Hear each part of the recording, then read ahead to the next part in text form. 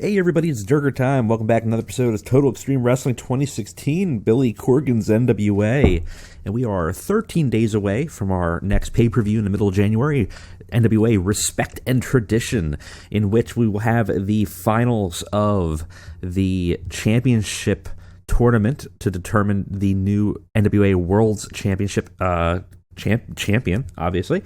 So that's going to be pretty interesting to see how we can kind of recover. Our momentum took a huge hit, and I've been told that has a lot to do with losing or having a title vacated. So that's kind of sucks because we've had that happen quite a bit with the World's Heavyweight title. Basically, I think it got dropped a couple times through this, unfortunately. So we have that going on. We definitely have a lot of people still out. I kind of want to take a look here and see what are we looking at. So Cody's going to be back in 2 months. Tyler back in 6 days, and Rhonda is going to be back in 2 months after MMA training. So definitely a bit of a standstill in terms of our top talent. But there's other people on our roster that we can utilize. So I'm not too concerned about that. Anyways, let's go ahead and let's fast forward a little bit and let's see if we can get to our next show. All right, looks like we got bounced out here. Let's take a look at what the hell's going on.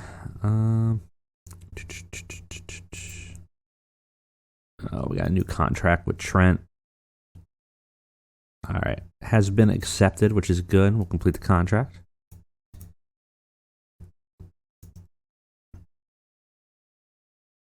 And there is all of our NWA contracts gone, which we knew was going to happen. And we'll have to decide, how many of these we want to bring back on. I think that's what we'll have to do real fast. I don't hate the idea of just letting some people go. Save the money. We were talking before. John Skyler, Chris Dickinson, even Bull James. We really need. Maybe not. Dalton Castle, as much as I love him, haven't really used him a lot. I mean, we might still. Tim Storm, I probably want to bring back on just because he's cheap. And there's a lineage there in the NWA that I think is valuable. Let's go ahead and check the news real quick, though. I'm just curious to see what's going on. Marty Scurll and Sami Callihan apparently are the new IWGP Junior Heavyweight Tag Team Champions. That's a weird combo. Dashwood has stayed with WWE. Is there a way I can negotiate? 1,300 per pay-per-view appearance. Yeah, I doubt that I'm not even gonna bother. There's no way we're gonna get him. There's no way he's not gonna stay for a written contract. I would like the revival in our tag team, though. That would be pretty sweet. Nothing else in the news really going on here. Crazy, at least. So, I mean, let's go ahead and let's throw a contract out to Tim Storm.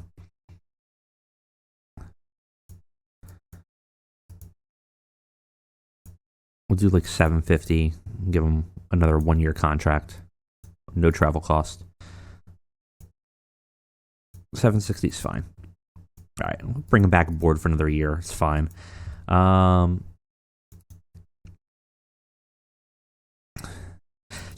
So Ashley Vox is an interesting one because she consistently we were told was one of our up-and-comers, but I feel like we never really utilized her. She does have strong performance skills. What's her price? $700. Nah, I think we can let her go for now. Dickinson and Skyler, we can let go. Tyler Bate, we probably want to bring back if the price is right. Rory and Tyler apparently don't get along, though. That price is a little ridiculous, though. That's crazy that he jumped up to 3,400 per appearance. Nah. Listen, he's doing all his other stuff. He's already injured. I mean, good skill set and everything, good everything, but I don't. Right now, we don't need him for that price. We need to save some money anyways, and that's fine. Our deal is expiring. We have 2 weeks remaining on our CW, so let's look to see if we can negotiate that, because we might be able to get a better TV deal. Is really what I would like to see. Right now we're on a pay-per appearance. So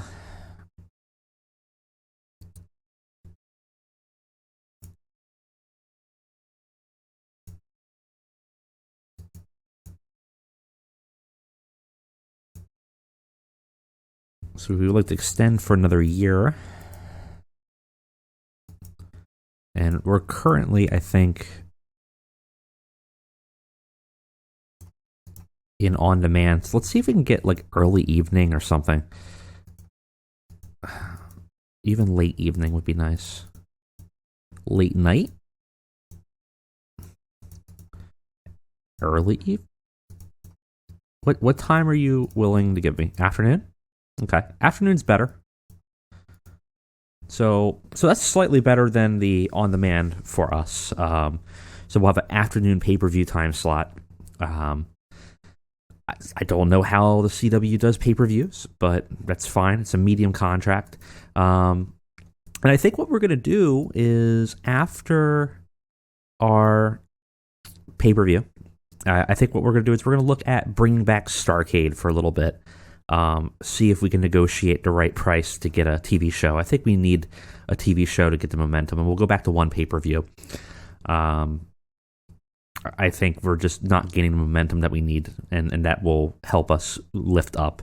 And then some of the loss in the roster might help out our finances a little bit. If Tyler Bates way too much for price for what we're using, especially for just the downside. So I mean that's fine. I think that's the way to go at least. So let's clear this out. I feel like I would like Bull James back, but I don't know. I mean, we did develop him up a little bit here in Great Lakes region. He's popular in the Midwest. Like he's got some level of popularity. What's his price? 900. It's not bad. I mean, we're not talking. We'll do another year. We're not talking a lot of money. I might be able to get him down to 800. And I'll just tell him we'll never make him lower than mid-Carter. 870. What if I gave you a hiring veto? 840. That's not worth it for an extra $10. It was actually a little bit more than that, but that's fine. We could do 870. I think that's fine. I'm going to lower his downside a little bit, just in case we don't use him, but I think that's fine. I think he's valuable just in terms of a general mid-carder, just having someone that can be, he could job, but also he can appear dominant. Dalton Castle, I don't think we've really utilized him.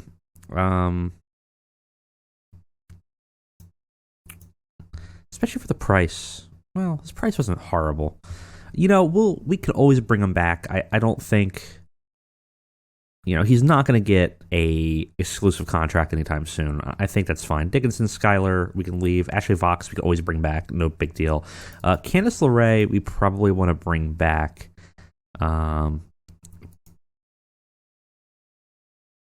She's a little pricey, though. And she works a lot of other places. For now, it sounds weird, I'd actually rather grab Ashley Vox. Because we're going to have Rhonda coming back soon. We could always pick back up Candace if we need it. But she has some potential to develop and become something big for cheap. And I think that might be a little bit better for our women's division at this time. So I think that's good. Can I get Sammy? He's written as a main eventer. Good for him. That's what he deserves. All right. Well, so we're not going to get him, but I'm happy that he's at least a main eventer over there. All right, let's go ahead and fast forward to Respect and Tradition, see if we get these contracts up and running, and we'll see what's going on there. All right, we got stopped again. What the hell's going on? Let's see. We got our contracts back with Tim Storm. Put him as a mid-carder for now. No, not upper. I don't think you're an upper mid-carder, but well, I mean, we'll see, but I don't think so. And then women's division. Okay. Still waiting for that Bull James contract. Couple other people are bouncing out due to the contract expiration. One is Ryback, who I'm actually going to let go. Costs way too much money, and we really haven't utilized him. I think he's... I mean, I like him as a character. I think he's a good worker, but I think right now we don't really need the expenditure, and I'm willing to just let him go. Anything going on in the news? Paul Ellering's retiring. Nothing else here. Connor is re-signing. I don't know why, but you know, could I pick him up? Actually, I mean, I'd be willing to spend $1,000 on him. To give him a 1-year contract with a hiring veto and a push of never lower than mid-carder with a future main eventer? Maybe? How about this? I'll do that. I'll give you a $1,500 signing bonus. Well, $1,300 signing bonus sounds fine. And I'll give you $1,100 sounds good. Well, you know, you could take it or you can not take it. I don't really care, but it might be helpful to have them. Again, building maybe a good tag team would be nice.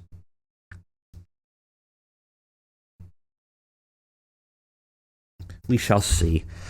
All right, keep on fast forward here.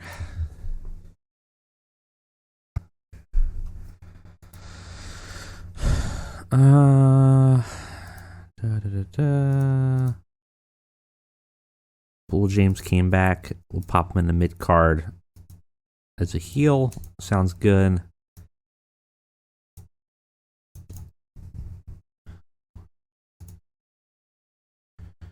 Corey Hollis is gone.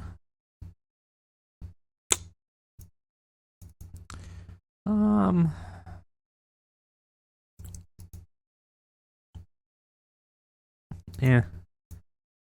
We're going to let that lapse, I think.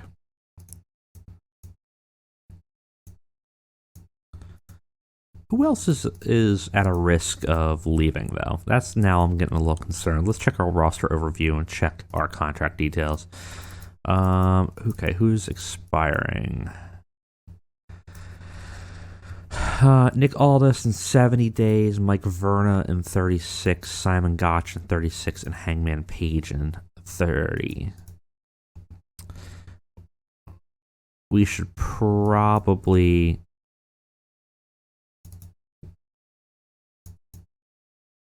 do some contract negotiations. Yeah, Hangman's currently pleased, so that's good. Here.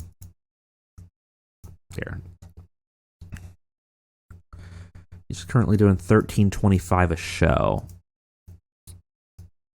which I think is fine. We'll try a similar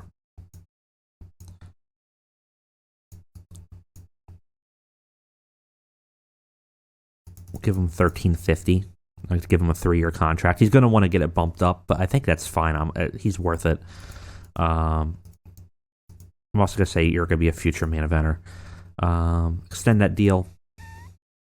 Okay, that's fine. We can increase the downside. No big deal. You want $16.30 now, huh? What if I give you a hiring veto? 15. And what if I never made you lower than upper mid Carter? 1,500. Okay, 1,500 is good. We can deal with that. He will request us to bump it up eventually, but I think for now that's fine. We can deal with that. Who else? Mike Virna.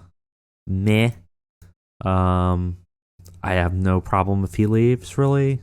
Well, he's so low. We can keep him. We need a jobber anyways. I'm not going to give you $1,000 a month though.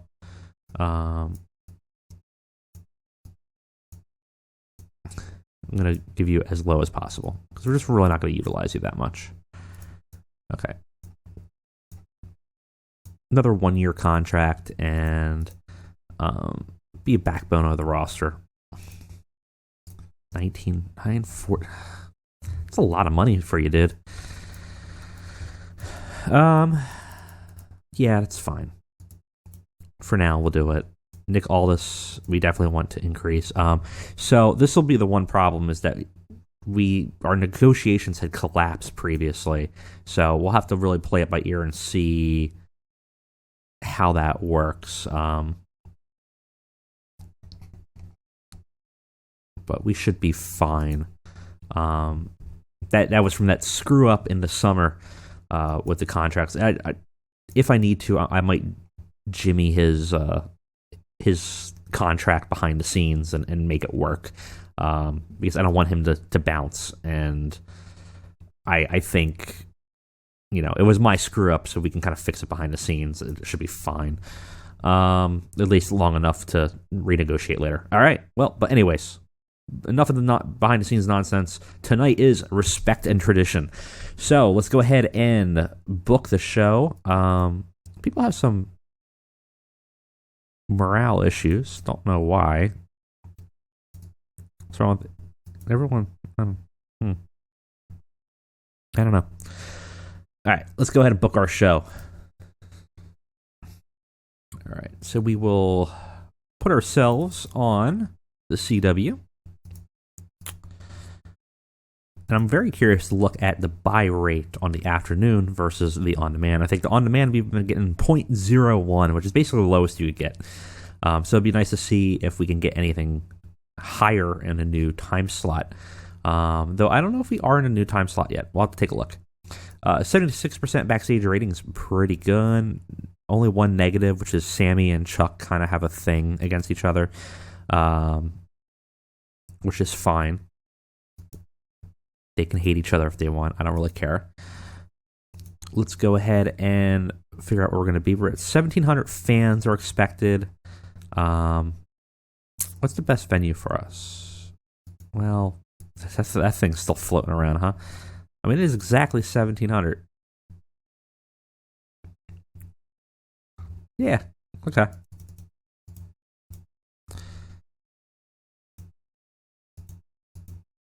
All right. So that looks good. Let's go ahead and do some locker room meddling. So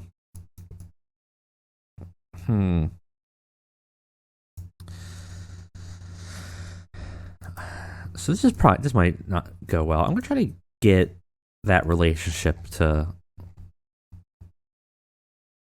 improve. Let's you two. Can we get something here?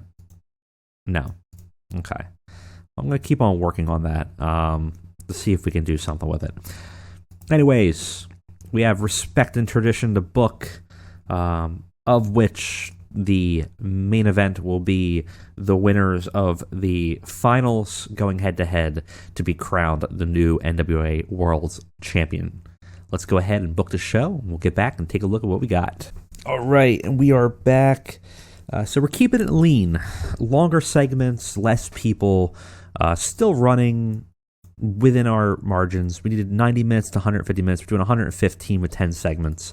And we will run it. And then tonight, we will find out finally who will be the new Worlds Champion. Let's go ahead and run. So we start off with the opener, just to give these guys something to do. It's not great, but, actually D- isn't horrible for them. Tim Storm defeats Chase Owens in 7 minutes in pinfall, giving Tim Storm a win for once. Got to give him something, I suppose. He gets a new change for his gimmick. It gets average. It's not bad. So we're seeing some change in his direction starting to happen here. Some change in trajectory as well over the course of this. Color commentary did well. It did get the crowd hotter, though, so it did what it needed to do. I mean, Tim Storm was a 40. It's not bad. Chase Owens was a 34. Isn't bad. For an opener, not too bad, and we wanted it just to warm up the crowd. We have a match that's decent for the Women's X Division Championship. Tessa Blanchard defeats Tenille Dashwood in 8 minutes with a pinfall, the pile driver, and makes defense number 2 of the X Division title. Tessa seemed off her game, though, which is a shame. Got the crowd hotter again. Tenille is hands over fists a better performer than her, but she was fine. We protected her. There's no beef. But Tessa Blanchard getting the upset on the more veteran women's division competitor and maintaining her dominance in the new X Division title of the up-and-comers. Kind of setting herself to the stage of saying that maybe she will be competition for Ronda when she is ready to compete and put her belt back on the line.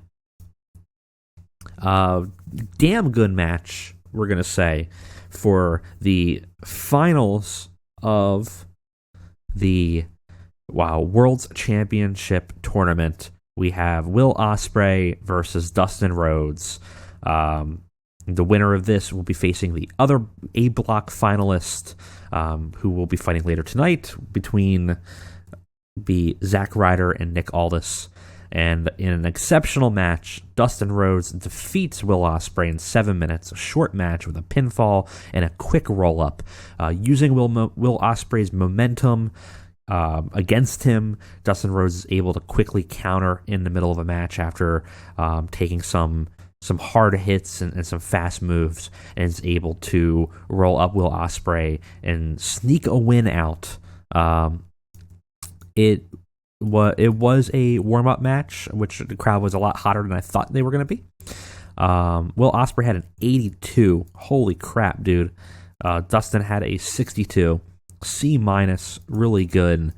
Will Ospreay's improving his performance skills, and while Will Ospreay is definitely the better in-ring performer, Dustin Rhodes kind of used some of that veteran experience to kind of counter Ospreay's nimbleness, and was able to advance to the main event tonight to face the winner of Zack Ryder versus Nick Aldous. We have, in a much poorly rated promo segment, Lenin Sloan comes out, the new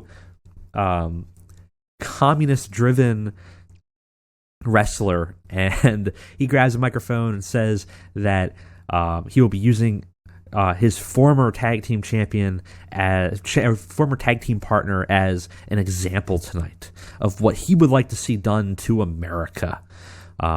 And he drops the microphone, gets ready for a match, and they're going to have a blow-off match where finally, after weeks of Lenin attacking Mike Virna and breaking up their friendship and tag team, it seems that Lenin is set to make an example and humiliate him.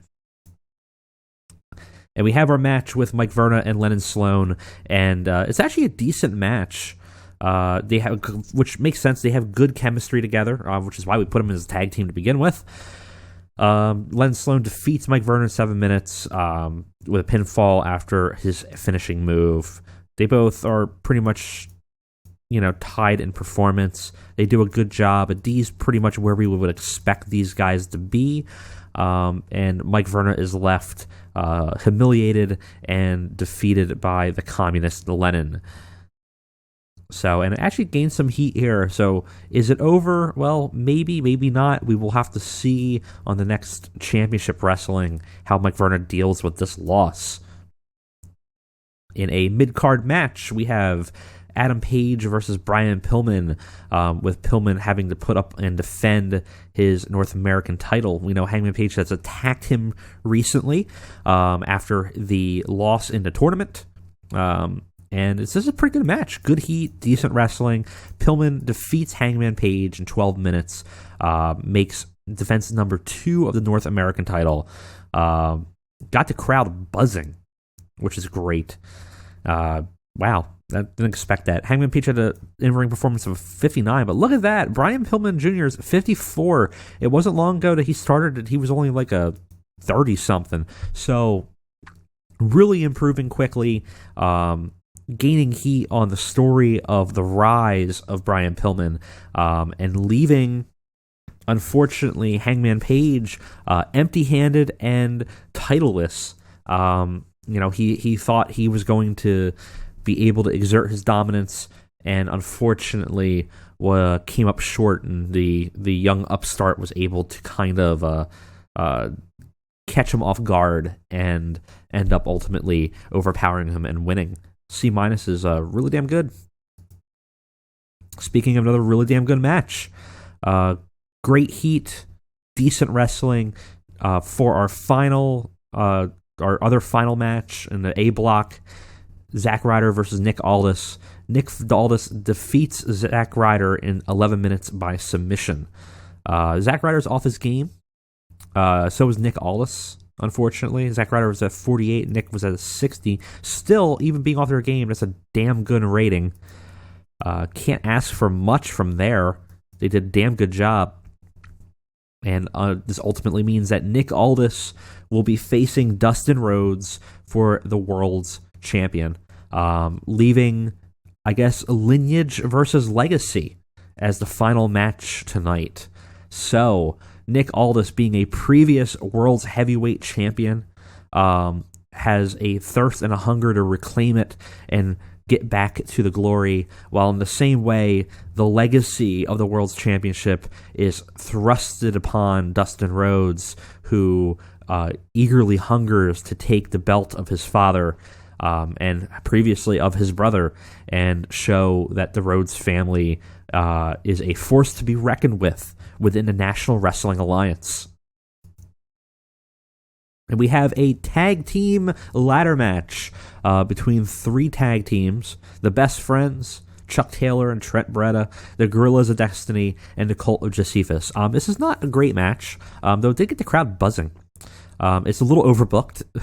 It was a real good train wreck beat 'em up, with the belts strung up above the ring, and the first team to grab them and pull them off the rope, off the top of a ladder, being declared the champions.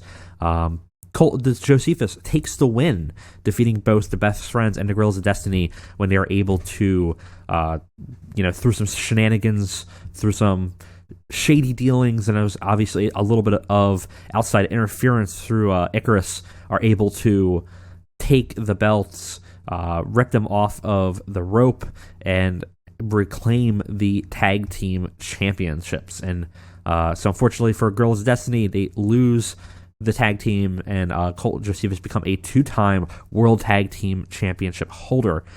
D+ is not bad. Sammy was really working head and shoulders above everybody else. Josephus, obviously the weakest link of the bunch. By a pretty good margin. But either way, the tag team switches hands. The Bullet Club loses their tag team championship, and the Cult gets some of the gold that they've been recently talking very heavily about wanting. Speaking of which, afterwards, we have a promo backstage where, they go backstage with the belts. They go to their little backstage den of worship, which conveniently looks like a boiler room. And the Avatar, Christopher Daniels, is there awaiting them. And he turns to the camera and starts sermonizing to the people, the audience goers of the NWA. He says, this win is a major turning stone in our fight against the darkness in the NWA. I will be personally watching the final matches closely. Because be warned, whoever wins, I am coming. The gold is needed to combat what creeps in the void. We will prevail. We will save you all. But be warned.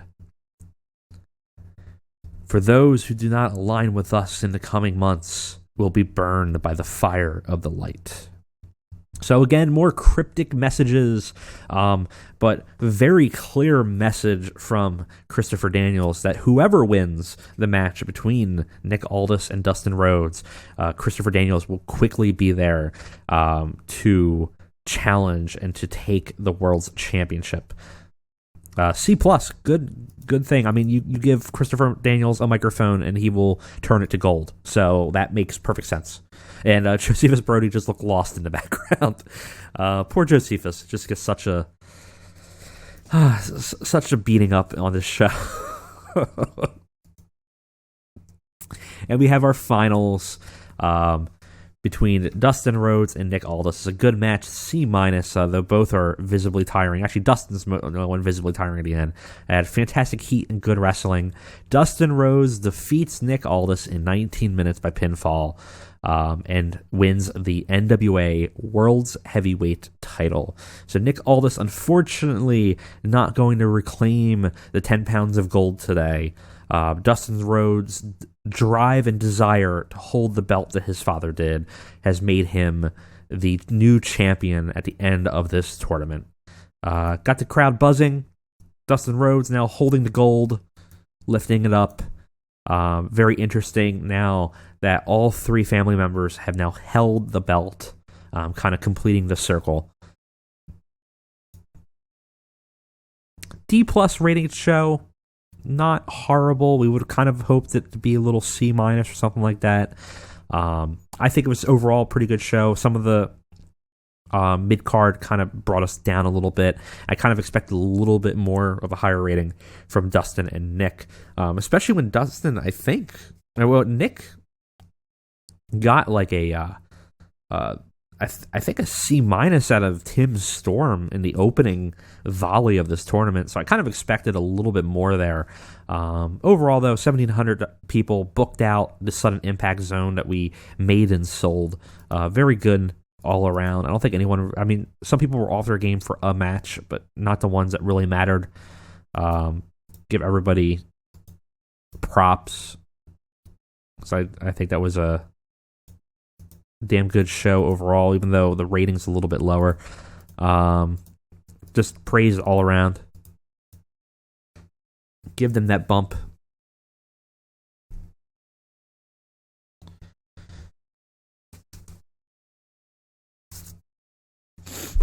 Let's go take a look here and see what we got for the news. Curious about our buy rate. Less than... So still just not really getting what we're looking for in our buy rate, unfortunately. Time to heal. Nick and Ospreay are hurting, and Raven's got opinions as always, but that's fine. Our momentum down again, but I think that's because we just changed hands for the belt. But Dustin does now have it. Weird lineage from where we started, huh? Nick Aldous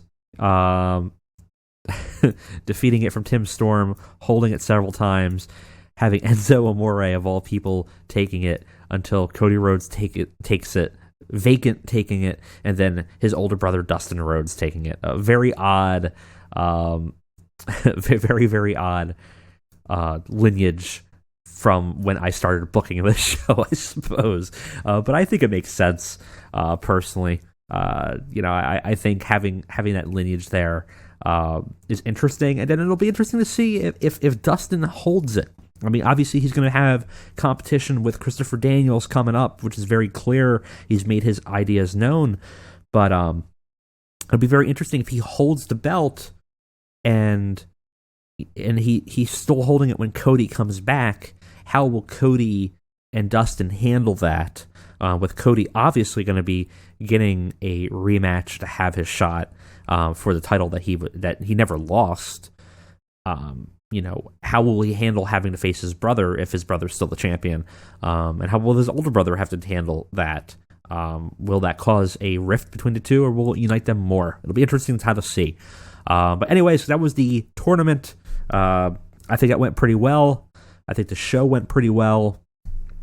And what we're going to be doing the next show, I think we're going to look at starting up a TV thing. I think we're going to do a Starrcade again. I think we just need the revenue. And what we'll do is we'll kind of run it where we have some of our smaller roster, and we'll have the younger people kind of being the focus. It might be the Brian Pillman show, right? And then that'll lead into the pay-per-views being more of the major star focus. But we'll deal with that next week. As always, guys, thank you for watching. I will see you around.